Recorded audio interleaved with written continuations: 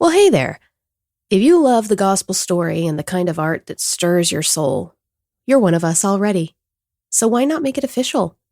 Join the Rabbit Room membership. By becoming a member, you'll be a partner in everything we create. Books, articles, events, and even podcasts, just like the one you're listening to right now. Plus, you'll enjoy exclusive perks throughout the year, and we'll even send you our classic member mug as our way of saying thank you.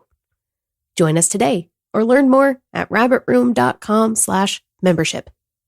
Have you ever wondered what might happen if someone mashed up The Princess Bride with Calvin and Hobbes? Oh, wow! So have we. Doesn't everyone? Well, thankfully, comic artist Johnny Jimison has arrived to satisfy this very specific itch with his graphic novel series, The Dragonlord Saga.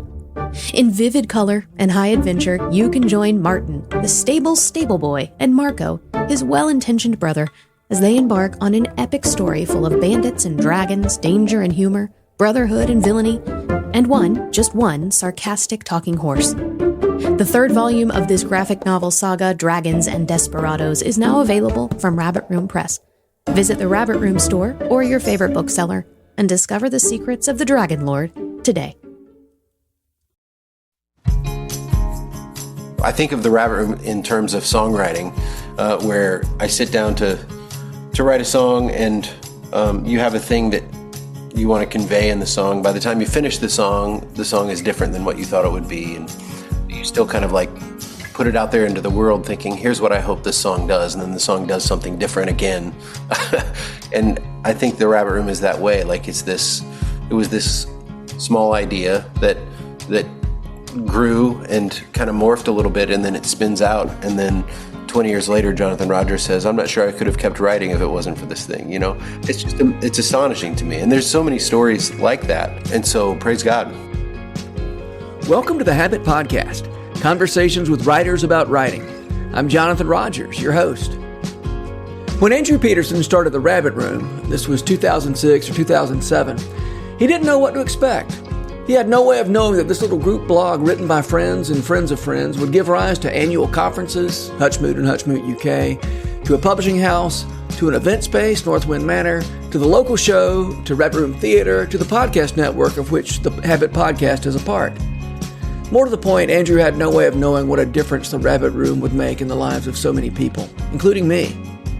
In this episode, Rabbit Room founder Andrew Peterson and Rabbit Room executive director David Bruno tell the story of the Rabbit Room. Dave Bruno, Andrew Peterson, so glad to have you on the Habit Podcast. Good to be here. Thanks, Jonathan. Thanks, Jonathan. Good to see you. Well, of course, The Habit is part of the Rabbit Room Podcast Network. The people who listen to this podcast are, for the most part, familiar with the Rabbit Room, but I often get the question, actually, I was on a podcast recently, someone said, can you just tell us what the Rabbit Room is? And it's a famously hard question to answer. But I thought it'd be fun for us just to talk about what is the Rabbit Room? Where did it come from? How is it?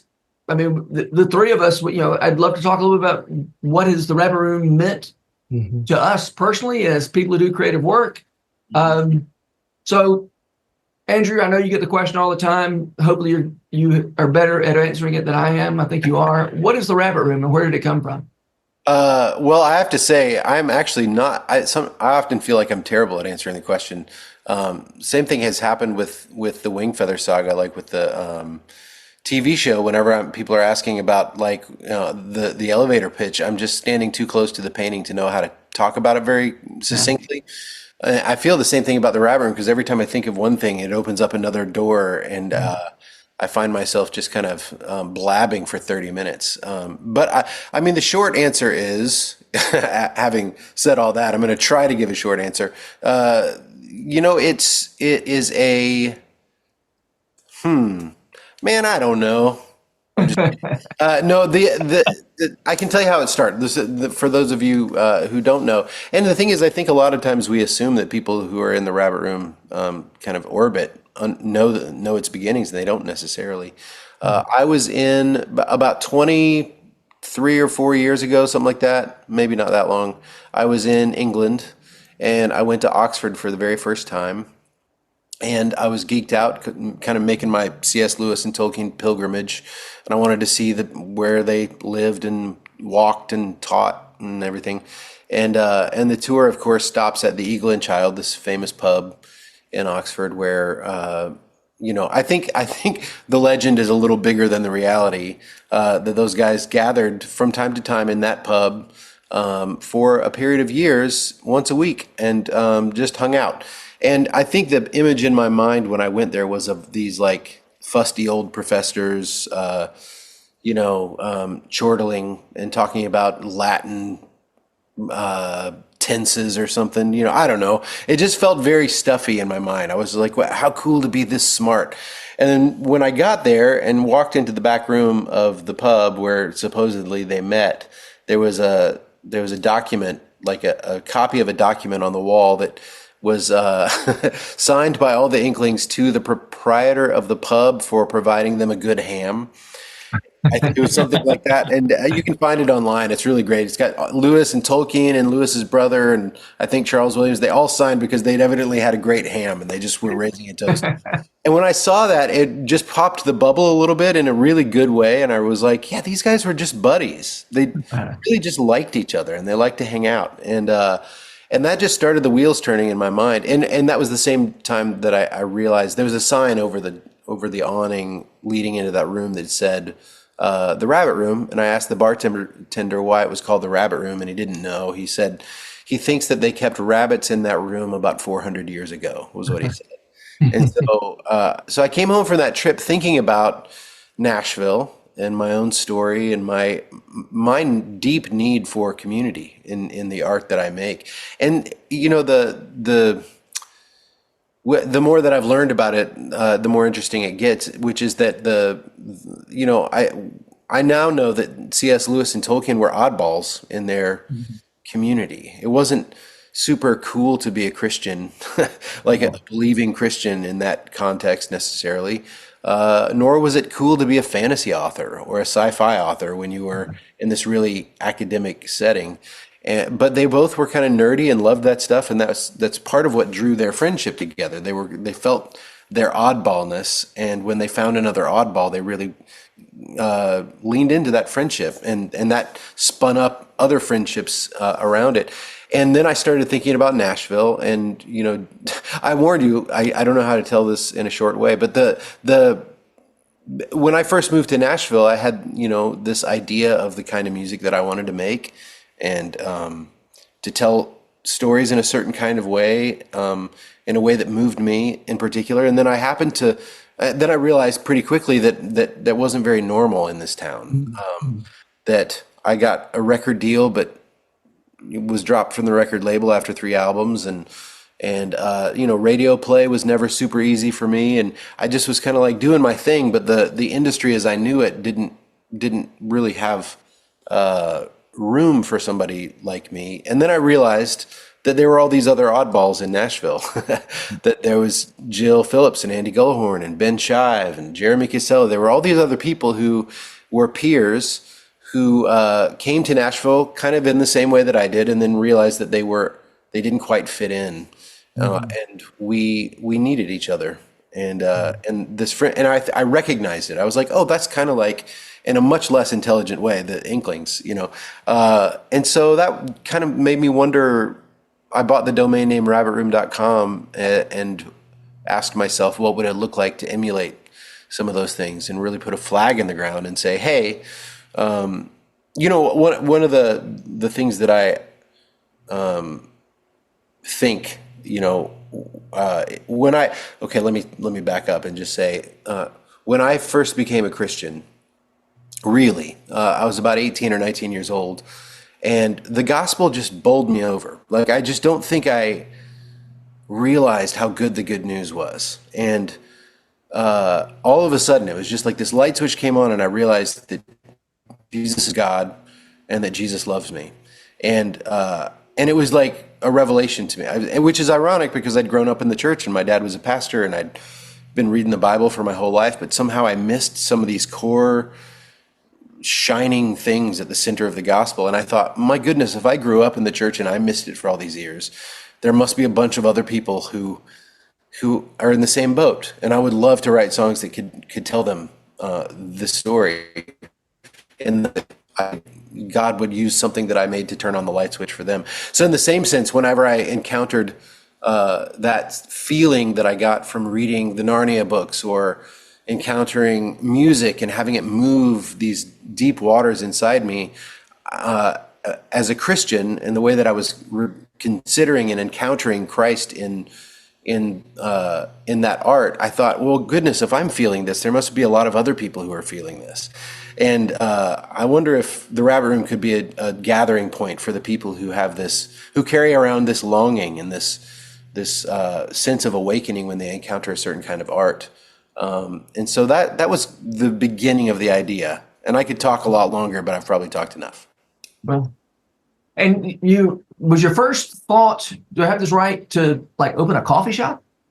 Yeah, I wanted to open a store that would, sell the music that I of the people that I cared about, and also books that I thought were important that got overlooked a lot of times. And I always envisioned a space like an actual gathering place, and then of course realized that I didn't have millions of dollars to do that, and so Blogspot was free. So so I just started a blog, and I mean, Christy Bragg was amazing. She helped me. She's always been amazing. 25 years of her being amazing. But I went to her and I was like, I have this web store. I've got my own website and a web store where I sell my CDs and would soon sell my books. But I was like, what if we just got all these other musicians and stuff together and we all shared one web store, so that when my fans came to buy my CD online, CDs are these things that people used to buy, and that they would discover the Gullahorns and all these other artists and realize that there was this community and this ecosystem of people. It was about discovery. Yeah. And you said Christy Bragg, you said she was great. She just helped you make that happen? Yeah, like she's been my manager for 25 years, which is remarkable. It's very, very rare. I really honestly don't know anyone in Nashville who's had the same manager for that long. I would be a fool to not have had her as my manager. But she's always been the one to like take the idea and either shoot it down or help make it happen. And so I went to her and said, "Hey, can we change my website to be this?" And she took it on, and it's been a part of the Rabbit Room ever since. Yeah. And so the first Rabbit Room blog was a blog spot. Yeah, yeah, and it was just this. It probably lasted 2 weeks before I was like, "This isn't working. We need an yeah. So I found the money to find a web designer to design this site, and then I invited you and Jonathan and my brother and Russ Ramsey, Evie Coates. Yeah. Anyway, there was just this handful of people who I had encountered over the years that I thought, you know what, I think that they would be good writers for this, and so it was like a community blog, which wasn't something that I had heard of at that point. Yeah, that was, I think, 2007 that the Rabbit Room blog started, if I'm not mistaken. Okay. Yeah, I can never remember the dates, but that's 18 years ago, man. That's crazy. Yeah. Yeah, and it was, for me, I mean, this was at a time in my life when I was just like taking whatever writing jobs I could get just to keep the lights on. And the Rabbit Room blog was the one thing I wrote for that wasn't for money. It meant so much to me to have something that felt important that was cut off from, making making money. And it was that was just so important to me for reasons that are really hard for me to even make sense of now. But it was just important to help me reconnect with the fact that even though writing is how I provide for my family, it's more important than just a financial transaction. Yeah. And then, we barely knew each other. I remember we met at a C.S. Lewis conference at Belmont, somewhere around then. And the Wilder King books were coming out at the time, and I was beginning to write my first book, the first Wingfeather book. And so we talked about writing. I remember you and Lou Alice had us over for dinner, and But when I thought of this idea, I was like, oh yeah, there's this guy Jonathan Rogers I just met. He would be good for this. But that that shared blog was this wonderful long connecting point for us, and we became friends ever since. And I feel that way about everybody that was involved. It was just we didn't all know each other. I think I knew everybody a little bit, but it was like the beginning of a long friendship. Yeah, that's right. Yeah, I mean, it's folks say around the Rap Room, art nourishes community and community nourishes art. And I love the connections between friendship and relationship, community on the one hand, and creative work on the other. It's been really and I think that's the thing that I've tried, and we fumbled a lot, as this thing was developing and the mission statement changed and there were all these we've learned a lot over the years, but and I can just say that like one of the things that I think we got wrong was that kind of the original mission statement was the Rabbit Room fosters, I can't even remember it now exactly, but community through story, art, and music or something. But it kind of implied that we are going to be the parents of this community, that we are going to provide the community that everyone has always longed for. And that is impossible, right? Yeah. I mean, the church is what I think the thing that God intended to do that. And even the church fails at it miserably. So there's no way that we could do that. And yet, community's always been adjacent to what it is that we're doing. We realize we can't be in charge of maintaining everyone's community in the world, but we do believe that art nourishes communities. With it's not just like there's one platonic community that we're all like what is it, the platonic form? Yeah. We can't be that, but God has put communities geographically all around the world, and I believe that art and the work that we do encourages that. And one of those communities happens to be the community here in Nashville. So I would love to circle back to I know folks at the Red Room get the question a lot of how do I in my locality make something, but let's circle back around to that later. Dave, Bruno, you have been involved with the Red Room for a long time. You've been the executive director. Is that the right title? Executive director for? That's the right title. Yeah. A couple of years now, but you've been around for a lot longer than that. About 16, I think it is. I was thinking very, very close to the beginning. Yeah. Yeah. And I always like to tell people it was because of Harry Potter. So I think this is like in 2009-ish, maybe. The Harry Potter, I forget what number we were on, 4 or 5, something like that. But my wife, Leanne, and I might have been just a little obsessed. And and we're listening to podcasts and other things, predicting what was going to happen in the next volume. And one of those podcasts was run by somebody who had some overlap with the Rabbit Room and mentioned the Rabbit Room blog and Andrew Peterson's music. And so we started reading and saying, like, we lived in Southern California in San Diego at the time. We started reading and saying, this is an incredible community. Wow, there's so much good going on. And I think it was like months after we discovered the Rabbit Room that Hutchmoot was announced. The very first Hutchmoot was announced. And we looked at each other like, this would be absolutely crazy to get on a plane and go meet with a bunch of strangers who like the same things that we like, but would be, we would be totally nervous to do it. But we did it. And I think that was 2010. Is that the first Hutchmoot? Sounds right. Yeah, something like that. 16 years ago. And it was awesome. It was like, it was like, these are the people that we love spending time with. And so we made it a practice every single year to come out to Nashville and get to know the community more. And I don't know, at some point I did some writing with the blog, and then we would try to get folks out to Southern California for house shows or, just something out there. And we were able to do that with a number of the musicians that worked with the Rabbit Room that were. I crashed on you guys' couch one time. You did. I'm not sure if you remember, you were sick. Oh, I don't remember that. I was think sick.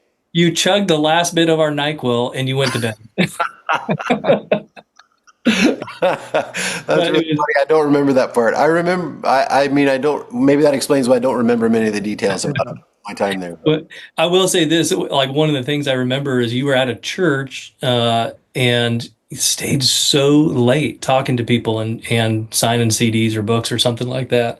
Yeah, so you were pretty beat by the time you got to our place. But yeah, that was fun to have you out. And folks like Eric Peters and Randall Goodgame and Chris Slayton, all those characters came out one time or another. It was really fun over the years. So we just got plugged in, and I thought that would just be the nature of our relationship with the Rabbit Room.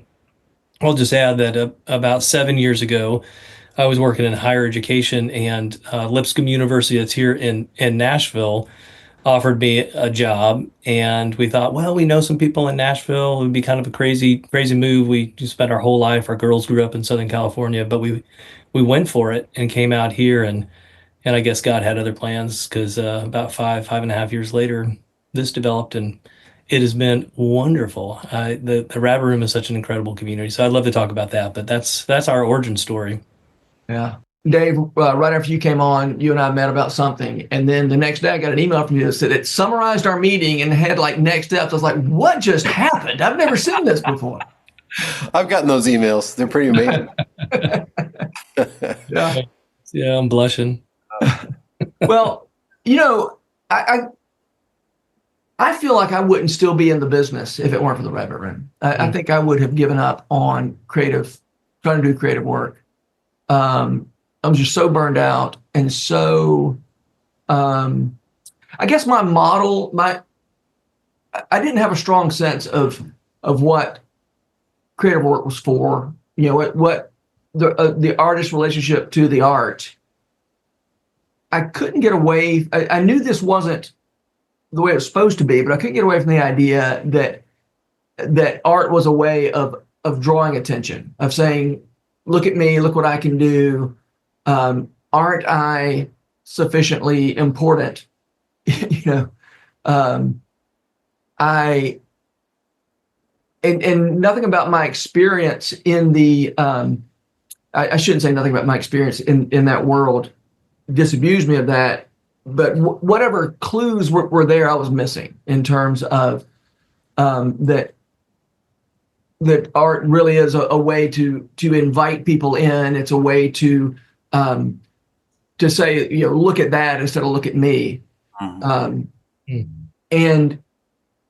I remember really before I got mixed up with the Rabbit Room, I couldn't stand going to a writer's night, for instance, a writer's in the round, because I didn't want to be in a room where the people performing could see me, because I felt like they were needing something from me that I didn't want to be responsible for as an audience member. Because again, my sense, and I think this is probably true for many performers, they're needing something from the audience even more than what they're giving to the audience. And I guess that was my way of thinking about my own work. I mean, I had some gifts in that direction, and it felt good to write things and have people congratulate me on it. But I just kind of reached a point where it just didn't. I felt like maybe I couldn't keep doing it, and I didn't have any vision, any model for another way to think about, what creative work was for. And for that matter, I was also, in the publishing world, was never able to sort of break through and get the right people's attention, and couldn't sell enough books, and that was discouraging. And then as I settled into this community of makers, I kind of thought, okay, you know what, if I don't sell a ton of books, I'm actually going to be okay. And this can be a connection point. This can be a way of serving other people rather than it being a way to get what I want. And yeah, I think the Rabbit Room, I don't think I would have stayed. I would have gone off and done something else by now if it weren't for for the Rabbit Room. Wow, that's an amazing story, and Yeah. it's good to hear. I like, and I think it to me it illustrates. I think of the Rabbit Room I think of a lot of things in this way, in terms of songwriting, where I sit down to write a song, and you have a thing that you want to convey in the song. By the time you finish the song is different than what you thought it would be, and Mhm. you still kind of like put it out there into the world, thinking, "Here's what I hope this song does," and then the song does something different again, Yeah. and it surprises you pretty consistently, you know. And I think the Rabbit Room is that way. Like it was this small idea that grew and kind of morphed a little bit, and then it spins out, and then 20 years later, Jonathan Rogers says, "I'm not sure I could have kept writing if it wasn't for this thing." You know, Yeah. it's astonishing to me, and there's so many stories like that. And so praise God. That's Yeah. beautiful. Yeah. I was listening to that Mike Cosper's podcast, Rise and Fall of Mars Hill. Mhm. And a lot of the shenanigans he describes in that podcast of the kind of, Christian book, music, marketing machinery was kind of right about the time that the Rep Room got started. And I kept hearing names of people who at that, in the mid 2000s, I was so disappointed I couldn't get their attention. And now they'd gone off the rails completely. And I was like, what a mercy it was that I didn't succeed in getting those people's attention and getting fully plugged into that kind of machinery, which I was there was a time in my life where I was trying to get plugged into the machinery. It was failing. Yeah. And I think part of the reason I failed because I wasn't really that into it, and so for the Rep Room to come along and say, there's another way for people of faith to do art and to have a different relationship to the work and to the people who benefit from the work.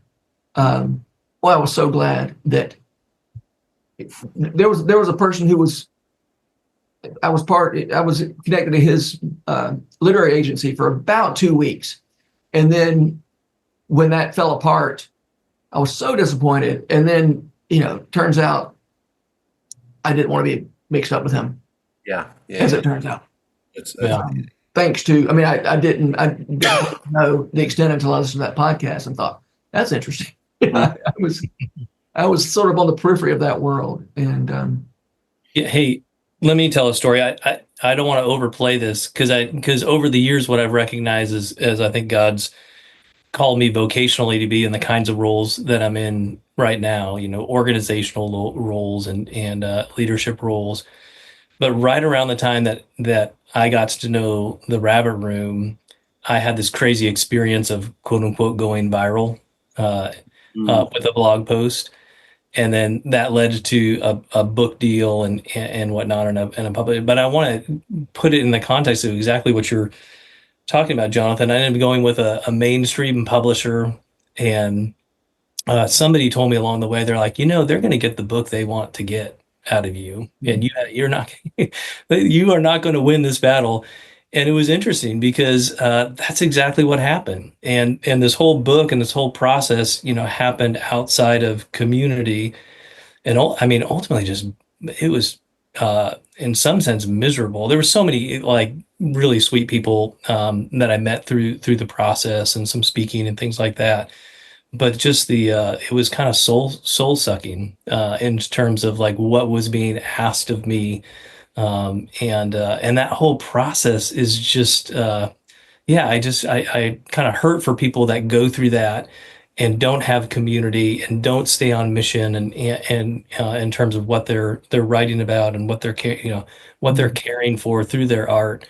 And it was really wonderful to be walking alongside that one experience. I almost felt like Jekyll and Hyde, like that one experience, and then I'd come to Hutchmoot and interact with friends of the Rabbit Room and have a totally different experience. And I don't know if it's just laziness in the writing discipline or whatever that I haven't written since then. Again, I kind of feel like God's got me on a different track in terms of vocation, but it certainly burned me out. It didn't help me want to stay pursuing that route.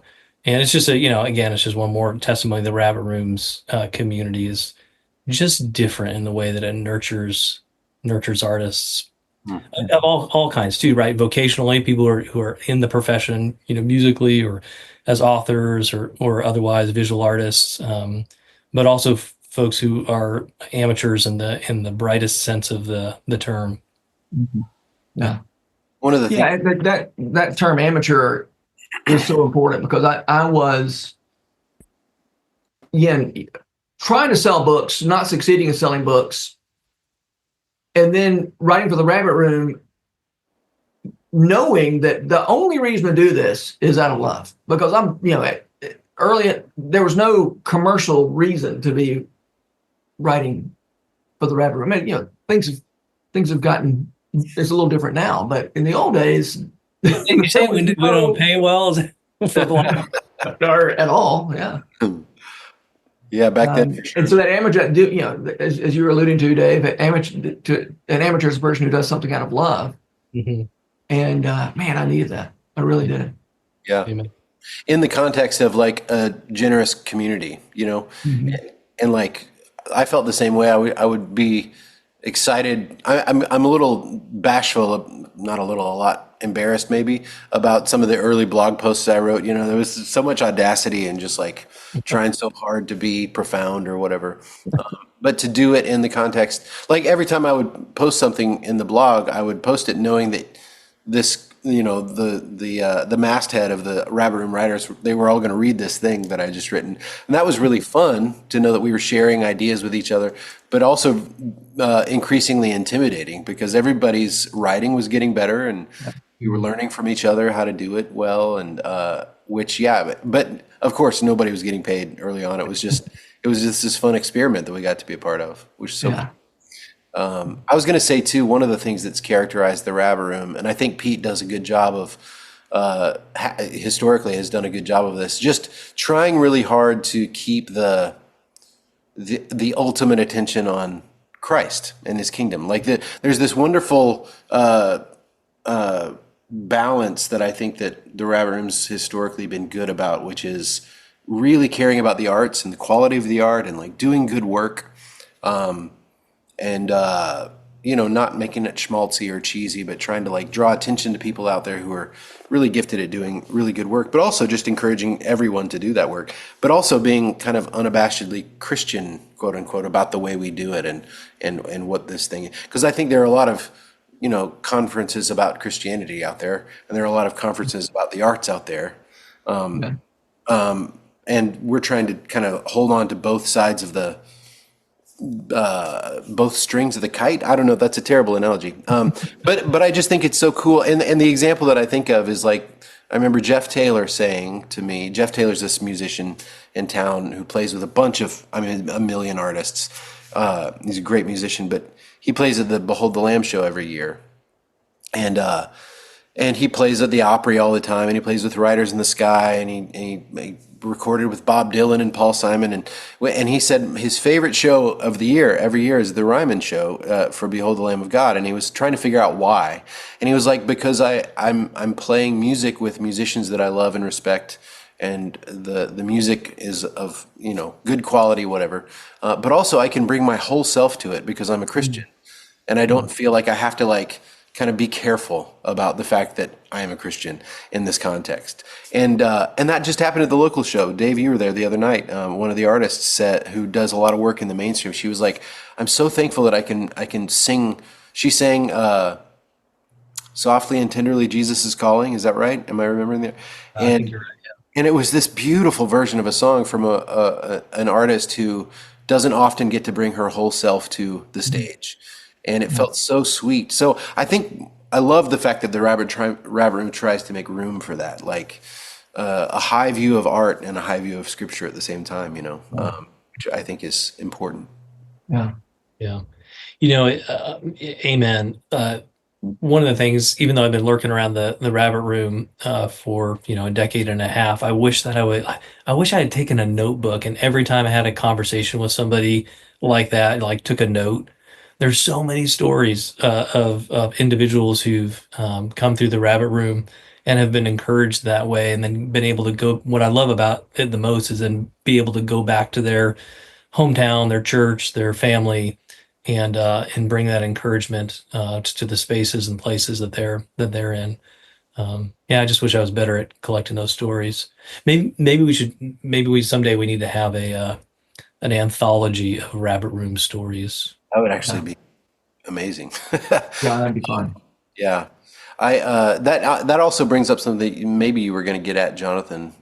This idea that over the years people have carried these things back to their community. Like more and more, we keep hearing about people starting their own versions of this. Yeah. And the Gottwalls come to mind. They have a place in Atlanta where they're hosting all these concerts, and it's just so cool to see. It feels like the spirit is at work, and there's this. I don't want to call it a movement because it's much quieter and smaller than that, but it just feels like the idea, which it's not like original with the Rabbit Room at all, but it's fun to see it happening around the country in the same way that I went to Oxford and was like, oh, there's this thing they were doing. I brought it back here. I think the same thing's happening. Yeah. Yeah, I've been impressed in the 2 years that I've been at the helm. I would say every single week since I've started, I've had at least one conversation with somebody who's reached out and said, "Hey, we're thinking of doing something." And that sounds like an exaggeration, but even this week, I had a couple conversations with people who are in their hometowns, their spaces that are looking to do something amazing. Wild. Dave, I mean, and so what are those conversations like? Are they just saying, "I want to let you know that I'm doing this," or are they asking you for help? What's going on? You know what it is mostly is it's somebody who's got some passion for faith and the arts, and then they've found a few other people in their church community, especially, and I don't want to get into like church history, American church history or whatever, but a lot of us grew up in churches that were wonderful. I grew up in a church that was absolutely wonderful, and at that same during that same time when my wife and I were reading Harry Potter and learning about the Rabbit Room, I remember one series that the preacher preached, which was "What would Jesus say to?" and one of them was "What would Jesus say to Harry Potter?"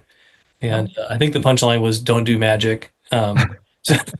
So it was kind of, some of us have grown up in churches where maybe art and literature and a little bit more thoughtful approach to creativity wasn't necessarily nurtured.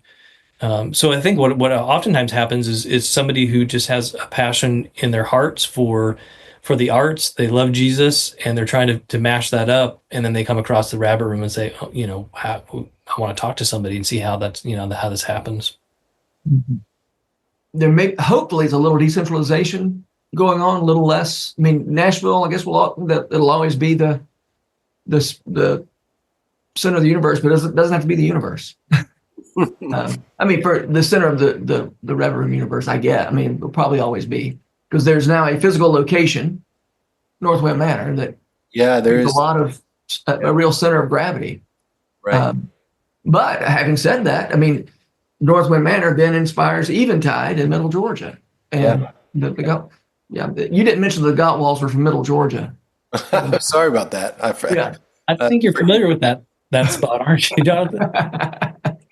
And then there's also Rabbit Room UK, which is, there's this amazing team of people over there that are doing it, and we'll see how that goes. We're very prayerfully moving forward with that, and but yeah, man, it's just been an amazing thing, and we're also very curious about the future. Like it's grown so much so fast in the last few years that we're just kind of holding on for dear life in some ways. I mean, I feel like it was a few years after the Rabbit Room started. I remember when I bought the domain name rabbitroom.com. I also bought rabbitroompress.com and rabbitroomkids.com because I just imagined that there could be some cool kid version.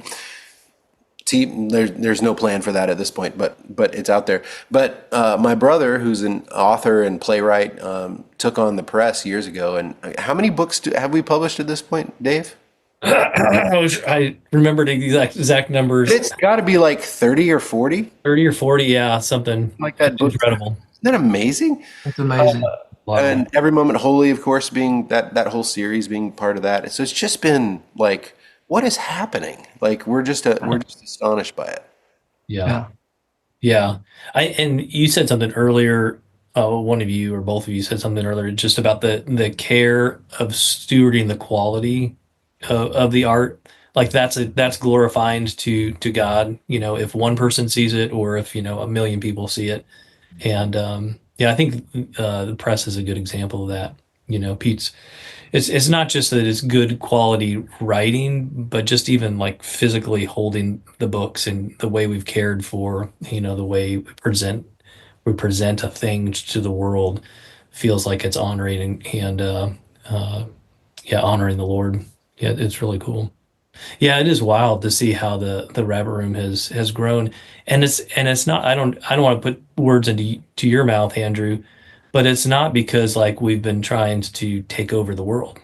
Right? It's that's not there's not been a vision statement to say like we will grow by 50% Never. every In year. fact, the opposite, Yeah, like there are a lot of yeah. meetings we have where we're like, we got to tap the brakes on some of this stuff because we're overwhelmed. We don't know how to keep up with things, and Mhm. so it's a good but tricky spot to be in.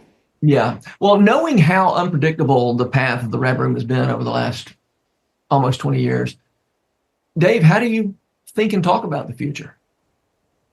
Yeah, I was thinking about making a joke like like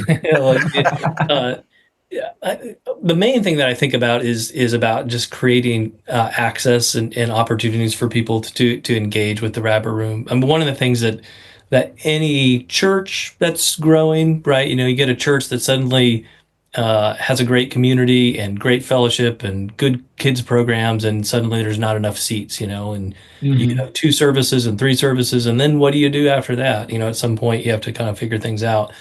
And the Rabbit Room's, in that kind of a spot where, the local show, we squeeze as many people in as possible, but usually turn people away. And other events that we do, like Hutchmoot and others, are the same way. So I think when we're thinking about the future, it's really about we aren't trying to create a million Northwind Manors all around the United States, and we're not trying to, have gazillion Hutchmoots all over the world and those kinds of things.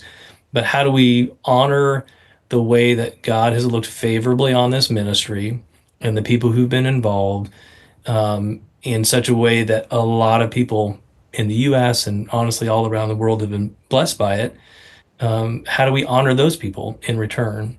And there's more artists who overlap with the Rabbit Room. There's more participants, and it's really about trying to think through how do we stay faithful, stay on mission, but create access for people to be a part of this, or create ways for people to take a little nugget of it and take it back into their community and do something on their own, which has been an important part of the Rabbit Room, like we've already talked about.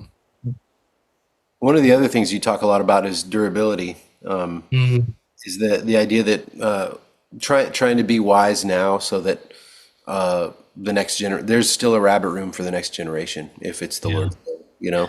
Um, Man, yeah, yeah. I mean, I don't think it's well. I've talked in these terms like this should be 100-year ministry. So we're 20 years in, and 80 years from now there should be a thriving Rabbit Room just because it's such a beautiful work that we're doing, and it's honoring the Lord in really wonderful ways. Um, but I sometimes then theological comma, like it's an eternal ministry, and nothing against any other kind of ministry at all, right? Evangelism, ministries, but there's like coming a day when we won't have evangelism ministries. You know what I mean? The Lord will come back, and won't need people to evangelize anymore, right? In eternity, and there's a time when justice, will be done, and we won't have to deal with that anymore. But the kind of thing that the Rabbit Room does is the sort of stuff we're just going to enjoy for a long, long, long time. Obviously, it's just a little nugget, and hopefully, we're being faithful and true, and given a little sense of what that will be like. It'll be so much better in eternity. But the things that we're doing, this ministry is eternal. So yeah, I love it. I love the idea of us creating durability so that, our kids can enjoy the same thing. I would. Yeah, I mean, the Rep Room was started by young people, but people started they're old people now. I would just say too that the work that we're doing, like justice and evangelism, are byproducts. You know what I mean? Like that stuff does happen. It spins out of the stories that are being told and the communities that are growing. Like that's why part of the mission statement is that we're nourishing these communities to go and continue to do that work. But I love the way you talk about that it casts this vision forward toward this new creation where art is still going to matter. Stories are still going to be a part of our lives. I think that's amazing. Yeah. Amen. Hey, I don't know. I was just going to say, a few of us are getting older, but I've also just been so encouraged by the next generation that is coming up in the Rabbit Room world. The local show at Hutchmoot, writing for our blog and Substacks now. Pretty soon we'll be on Discord. I don't know. We'll actually be on Discord, but it's been amazing to see that we are, replicating ourselves in some really incredible ways. Yeah, such a great point. Thanks for pointing that out. I mean, we were just talking about durability, and I think a piece of durability for any ministry is inviting people in to support it in different ways. The Rabbit Room's interesting. I'll just use this example that I sometimes tell people. Hutchmoot, our annual conference, is awesome. Several hundred people show up each year. And I know I was in this situation years and years ago. Like I showed up with a notebook, and kind of like in the background, I kind of hoped, like, is somebody going to ask me to read something or share something? And there's other people that show up with a guitar case. There's other people that show up with poetry. But there's some people who show up to a ministry like the Rabbit Room in an environment like that. And what they have to give is maybe their time or some of their resources, some of their financial resources. And they're hoping that somebody will see that and invite them into the ministry just as much as, hey, can you play me a song? And so when I think about the durability of the Rabbit Room, it's not only do we need to replicate the next generation of artists, but we're a ministry and we're purposely oriented around being a not-for-profit and inviting people to financially help us out and keep us durable.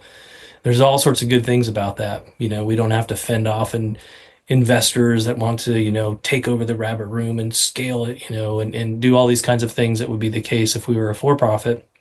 And we just get to allow people to participate in this beautiful gospel work and with the resources that they have. And so I think that just candidly, I don't know that we've always been great at letting people know about our need and helping people understand. Like Andrew, you might know this. I don't know. I don't think we've ever done like an annual report as a not-for-profit. So just like getting better, not only at like what we do in terms of the art and the events, but also just getting better at inviting people into what this ministry is and how they can support it. So that's something we're working on, and I think that's a piece of the durability, and I think we'll do it prayerfully and in a way that we believe honors the Lord. Well, I'll drop a link in the show notes to people can get where they need to be to Thank you. help with financially if they're so inclined and so led. Well, y'all, thank you so much for being here. Thank you for Andrew, thank you for making the Rabbit Room, for being the catalyst to get this thing going. And Dave, I so appreciate your leadership these last couple of years. This organization has meant so much to me through the years, and it's meant a lot to a whole lot of people. So thank you. Thank you. The Habit Podcast is brought to you by the Rabbit Room, where art nourishes community and community nourishes art. You can support their work, including this podcast, by becoming a member.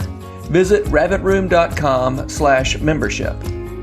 Special thanks as well to Taylor Leonard for letting us use her song Diamonds as the theme music for the Habit Podcast. You can learn more about Taylor and follow her work at taylorleonard.com. The Habit membership is a library of resources for writers by me, Jonathan Rogers. More importantly, The Habit is a hub of community where like-minded writers gather to discuss their work and give each other a little more courage. Find out more at thehabit.co.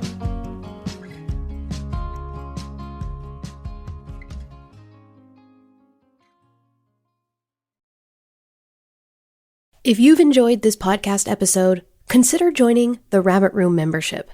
Your membership helps sustain this community, funding everything from publishing and podcasts and theater productions to events and programs that support artists who create with a Christ-centered vision. We'd love to have you on board. Learn more at rabbitroom.com/member.